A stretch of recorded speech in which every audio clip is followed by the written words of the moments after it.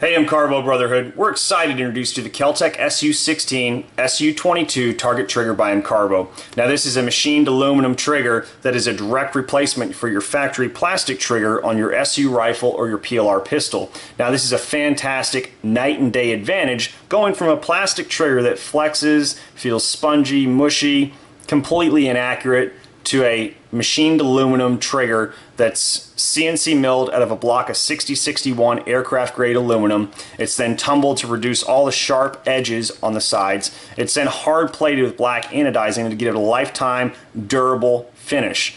Now this trigger is going to feel solid, crisp, and smooth. Unlike this trigger that flexes, this trigger here even has ribs in the middle. If you notice, it's hard to really find that sweet spot when you're out there on the range or you're shooting or you're hunting or whatever it may be. It's just tough. So what you want is a smooth blade trigger like this where you can find that sweet spot, get there comfortably, and continue to engage round after round after round without even really thinking about it. It's all subconscious.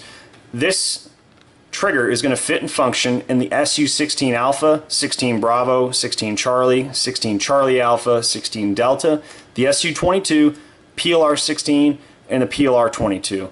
As with all of our products, they come with an MCARBO 100% lifetime guarantee.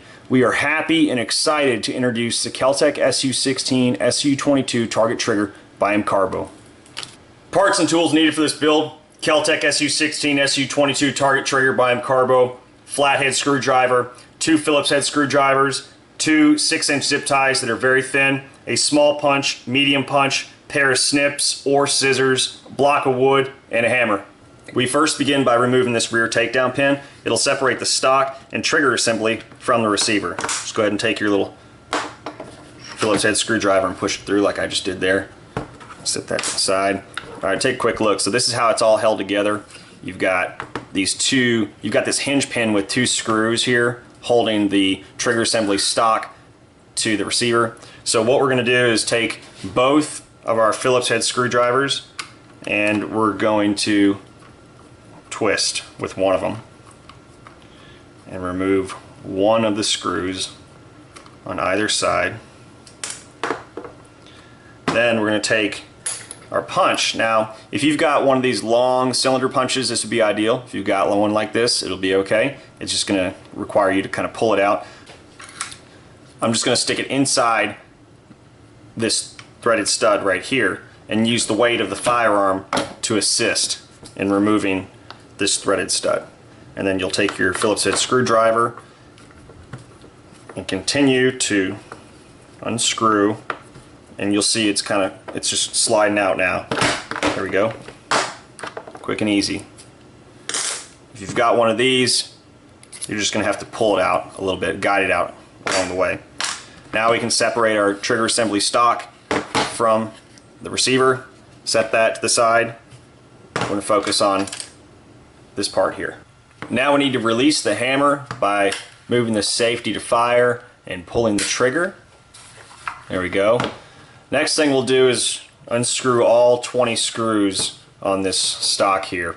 It's a little bit time consuming, but really not that bad. All of these screws are universal, so you don't need to worry about getting them mixed up. That's one plus. But this will take a little bit of time. And you'll notice too, these screws aren't anything special. They're just Phillips head standard screws. They will kind of wear on you a little bit if you don't have the right size Phillips head screwdriver. So if it's a little too big or a little too small, it might be a problem.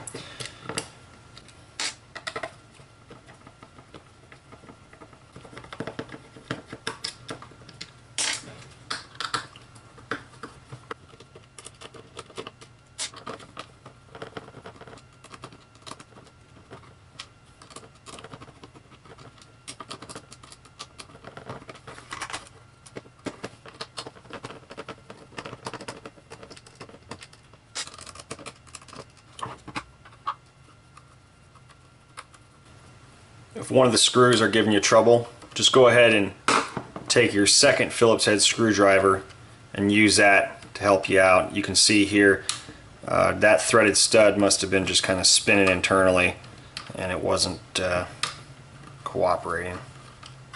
So there we go, got them both now. So all screws are removed on this side here. I'm going to flip it over and do the exact same thing on the other side.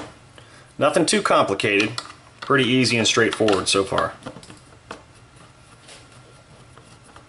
Just a little time consuming. That's alright, it's worth it.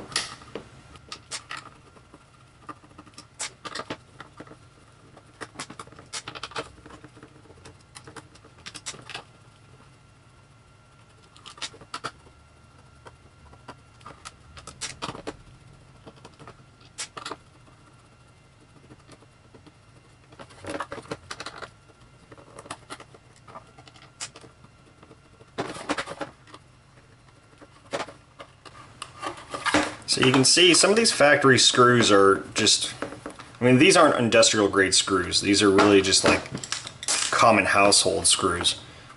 They're just standard alloy. There's nothing special about them.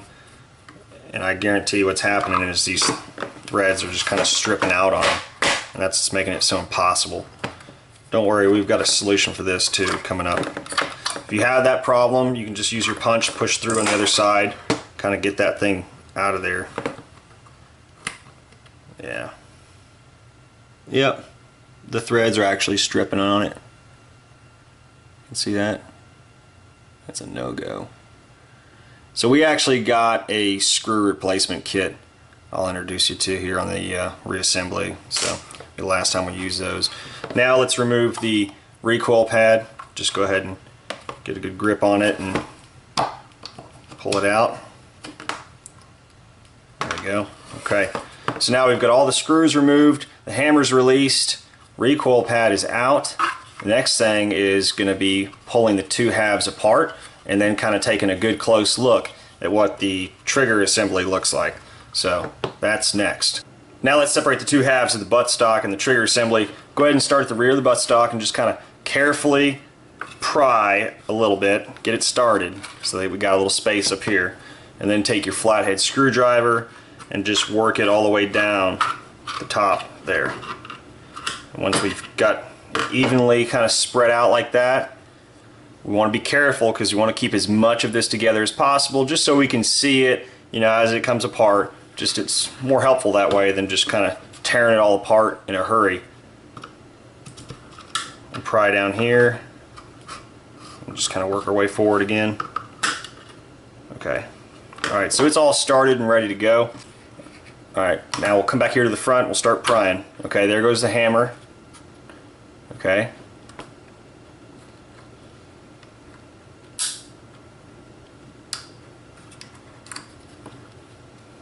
You're going to have to kind of work the rest of it free too as well, moving back.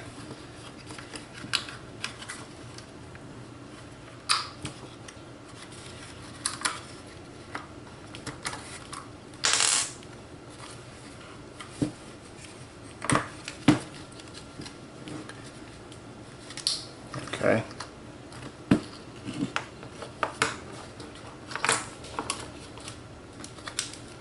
It's out of the shot right now, but what I'm doing is I'm just working the back buttstock. There it goes. Okay, so there's one half. Just set that to the side. This is most important here. So we've got the hammer and the hammer spring here. And this is the hammer hinge pin that fell out previously. Now we've got the trigger return spring, the sear, and your safety right here. So it's really simple, this whole setup. Go ahead and you pull out the safety like that. All I had to do is push down on the trigger return spring and that let it loose, and there comes your trigger.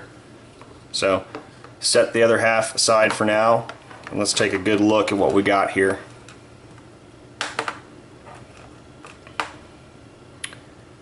So this is your trigger, plastic trigger, and our stock trigger return spring. You can see how it's set up here too. You've got a long pin where the sear, so this is your sear hinge pin right here. So your long pin is towards the front, your sear hinge pin. Here's your sear right here.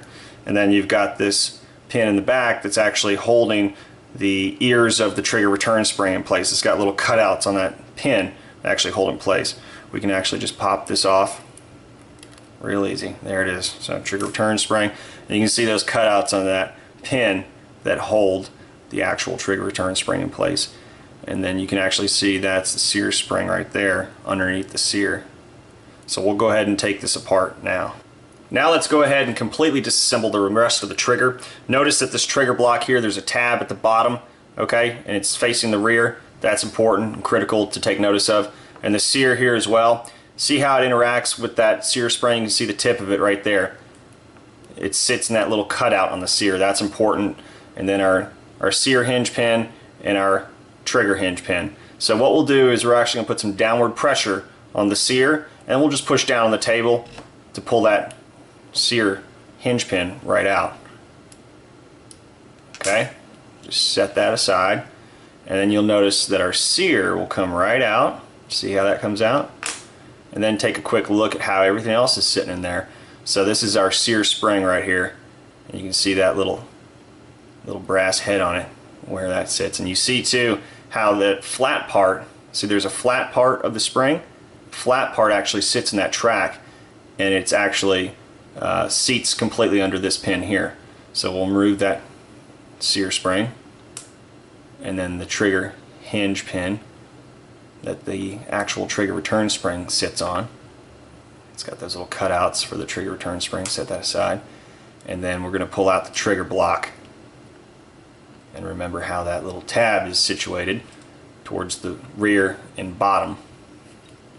Okay, so go ahead and grab your target trigger by MCARBO. Just take a quick look at them. I mean, that's pretty much, you know, factory spec, except one's machined aluminum and one's flimsy plastic.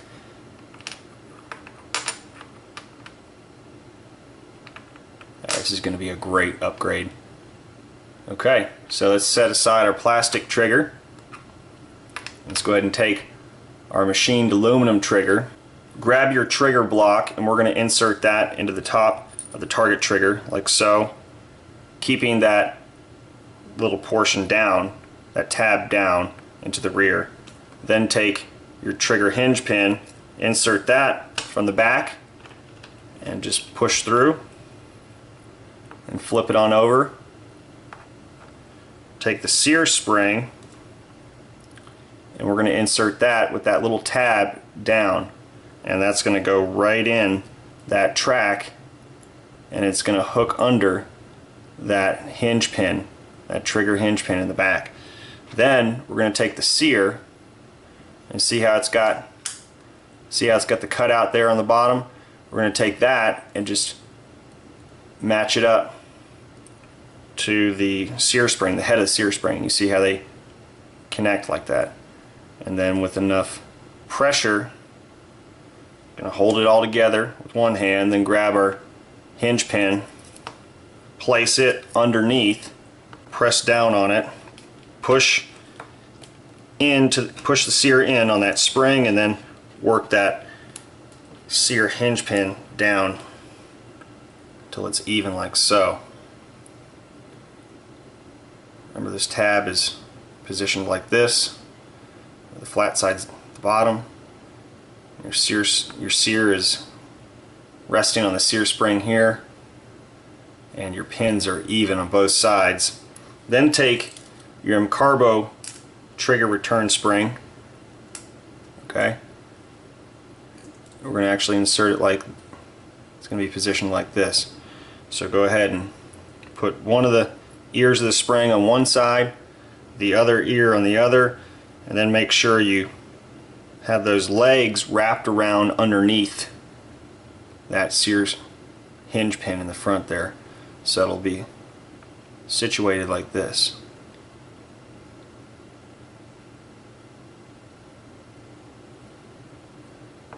For now, we're just going to focus on the right side portion of the buttstock trigger assembly. First, going to insert the crossbolt safety. Fire side is going to be facing up, safety side is going to be facing down. Go ahead and drop that in.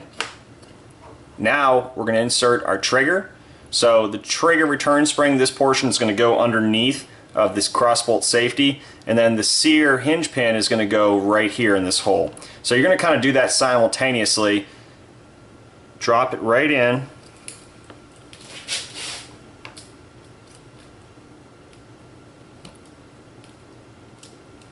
You're also going to want to make sure you get that little tab right there to clear this part of the trigger guard. And just to make sure that your trigger is completely seated in there, go ahead and depress the sear like so and just push down on the trigger. Because what we want is we want this safety to line up like this. So there's these little grooves on the safety.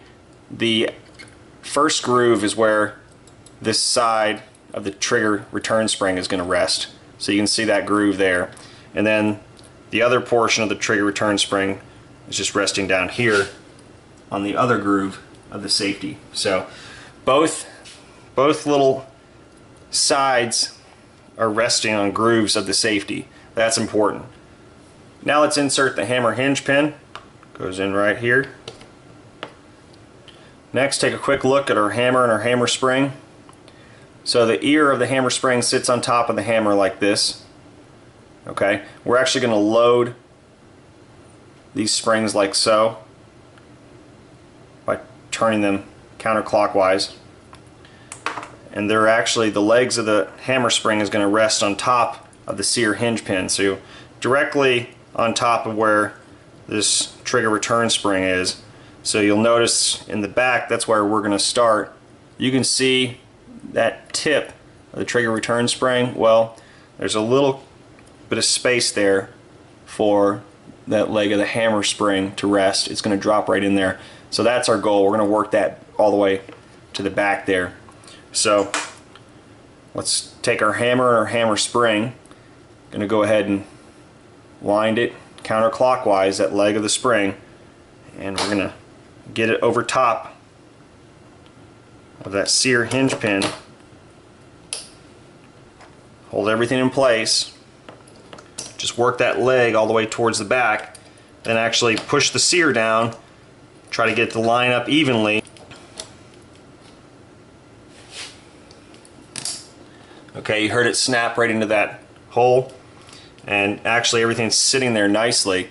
So we're in a good spot just like this. This is what you want ideally. You don't want to lock the hammer back. That's going to put too much strain on everything and it's going to throw it out of whack. You don't want that. So it's got to sit like this. Go ahead and take one of your zip ties, alright, and insert that back here. Keep the head of the zip tie up top. See it up top of the trigger assembly there. Lock it into place. I mean, these zip ties are a lifesaver.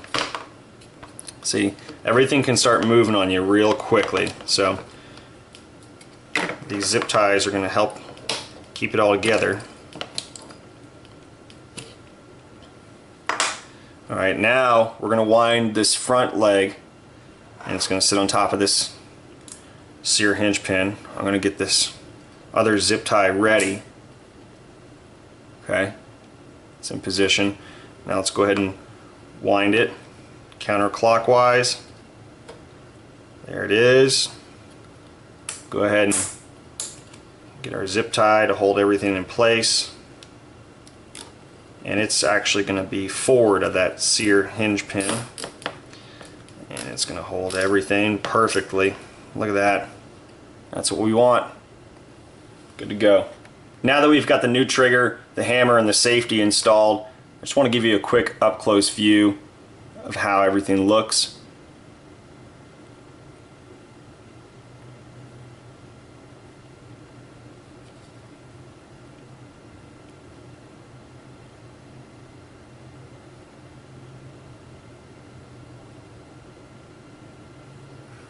Now we're going to take the opposite half of the buttstock trigger assembly. Notice that we've got all the threaded studs in on this side. It really helps to have them on one side. And we'll go ahead and line up the holes for each respective stud and just kind of get it started. Still want to have a little bit of space in between everything. And the idea is to take this front portion here and insert it back into the upper receiver to reconnect everything. It's going to help with the lining up the trigger assembly hinge pins. That's really going to be probably the most challenging part here in a second. So take your block of wood, and we're actually going to use that to help put this threaded stud through and line it up. Now I'll go ahead and insert that screw.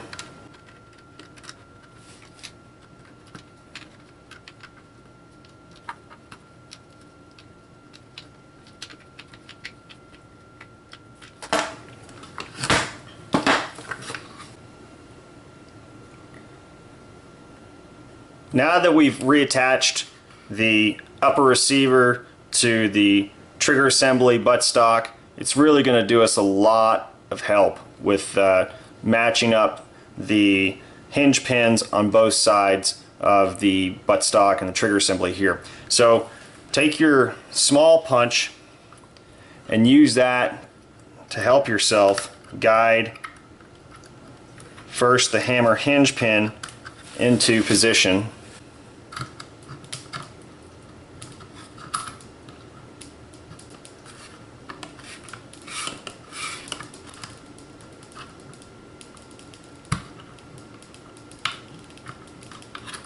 So it may help to move the hammer up and down like I just did there to give you a little bit of access to that other hole to get that hinge pin properly seated. So you'll know too once it's in, I mean, everything's going to come together real easy, and this is what we want. So that's good. We're in position. We're ready to cut these now. Now let's go ahead and cut the zip ties and pull them right out.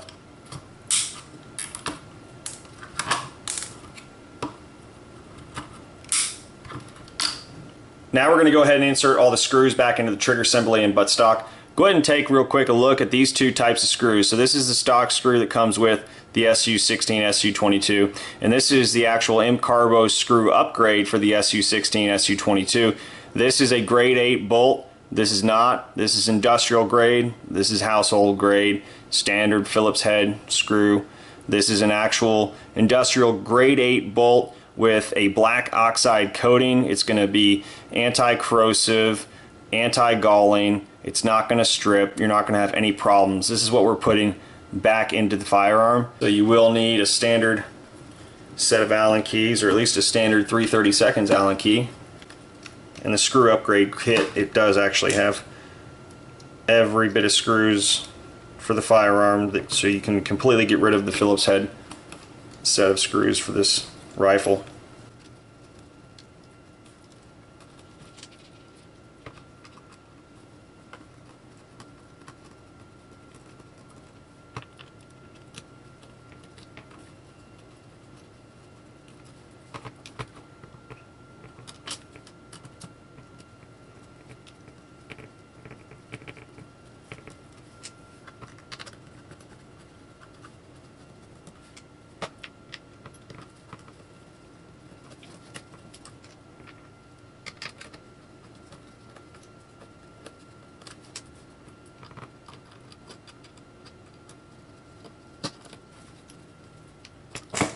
Now flip it over and do the same on the other side.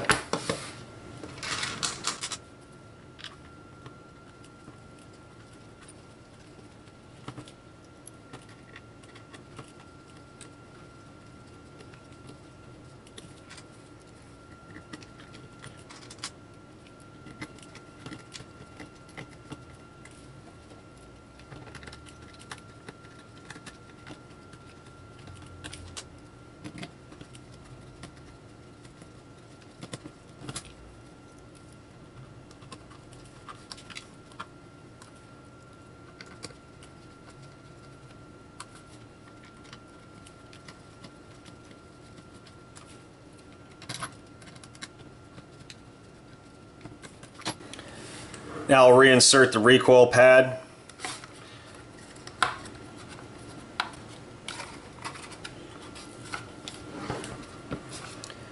Charge the hammer back.